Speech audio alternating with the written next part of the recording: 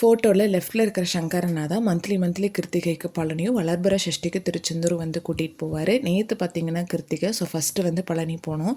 நாங்கள் பழனி மேலே ரீச் ஆகும்போது ஆஃப்டர்நூன் 12:30, சாமி கும்பிட்டு கீழே வரும்போது 3 o'clock ஆயிடுச்சு.